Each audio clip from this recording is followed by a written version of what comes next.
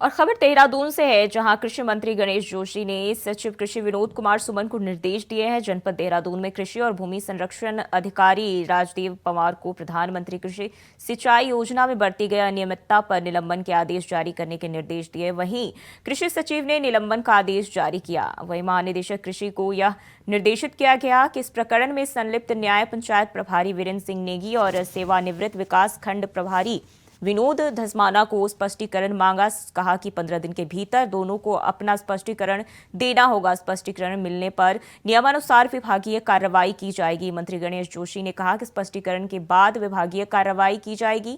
साथ ही उन्होंने कहा कि योजनाओं में लापरवाही बिल्कुल भी बर्दाश्त नहीं की जाएगी।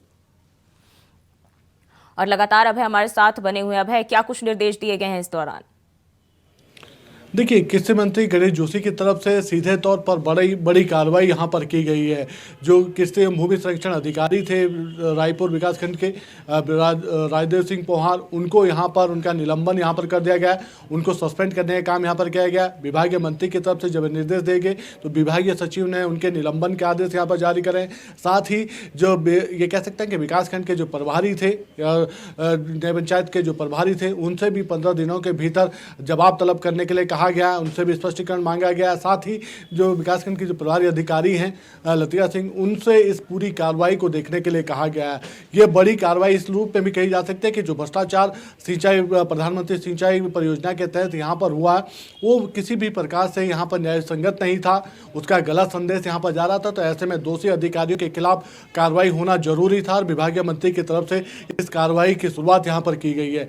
देखना अब ये होगा कि 15 दिनों के बाद जो जांच रिपोर्ट यहाँ पर आएगी, उस जांच रिपोर्ट में क्या कुछ निकल कर सामने आ पाता है। लेकिन इतना जरूर कहा जा सकता है कि विभागीय मंत्री की ये कार्रवाई अधिकारियों के लिए और विभाग के अन्य दूसरे कर्मचारियों के लिए एक सख्त संदेश है कि अगर कोई भी भ्रष्टाचार करेगा तो उस भ्रष्टाचार की जगह ना सरकार में होगी, ना जनता के बीच में उसकी कोई सुनवाई होगी और इसी प्रकार की कार्रवाई उनके खिलाफ यहाँ पर की जा सकती है।